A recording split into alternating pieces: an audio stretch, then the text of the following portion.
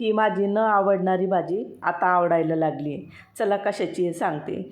सगळ्यात अगोदर आहे ना, हे डाळिंबचं ज्यूस काढून ठेवते. आणि डाळिंब आता खूप स्वस्त झाले बरं का. 100चे 2 किलो होते, मग आणले 2 किलो. आणि तसं पण कोणते पण फळं स्वस्त झाले ना तर त्याचा फायदा घ्यायला पाहिजे. बघा इथं मी ज्यूस काढून घेतला आहे आणि आता हा सासूबाईला नेऊन देते सगळ्यात अगोदर आणि मी नंतर पिते. तर मला इथं टाकायची ही करडीची भाजी शिजायला अगोदर ठेवून देते. आता निवांत बसून हा ज्यूस पिऊन घेते मी. या ज्यूसमध्ये साखर वगैरे काहीच टाकलेलं नाही आहे, फक्त डाळिंबचा ज्यूस आहे हा. डाळिंब जर महाग असते तर एकदा पण प्यायला भेटला नसता. चला आता बसून काम होणार नाही आपलं. पूर्ण स्वयंपाक तसाच बाकी अजून आपला.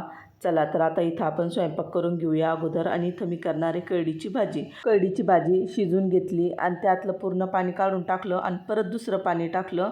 त्यातलं पूर्ण पाणी दाबून दाबून असं काढून घेतलं. आता याच्यामध्ये आहे ना हे वाटण तयार केलं होतं मी. हिरवी मिरची, शेंगदाणे आणि लसूण याला आहे ना बारीक असं वाटून घेतलं बघा. आणि मी थोडं पण वाळायला जाऊ देत नाही बघा. आणि मसाला कच्चाच होता तर याच्यामध्ये थोडंसं पाणी टाकलं होतं मी वाटताना बरं का. मसाला पूर्ण आता टाकून घेतला आहे आणि भाजीमध्ये असा मिक्स करायचा जेणेकरून सगळ्या भाजीला आहे ना लागला पाहिजे.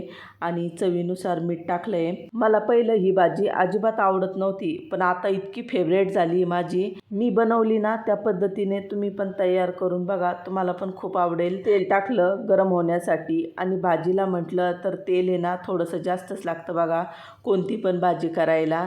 इथं रेडी झाली आपली ही करडीची भाजी. ही भाजी तुम्ही भाकरीसोबत किंवा चपातीसोबतही खाऊ शकता, खूप छान लागते. आता गॅस बंद करून टाकते. भेटू अशाच व्हिडिओमध्ये.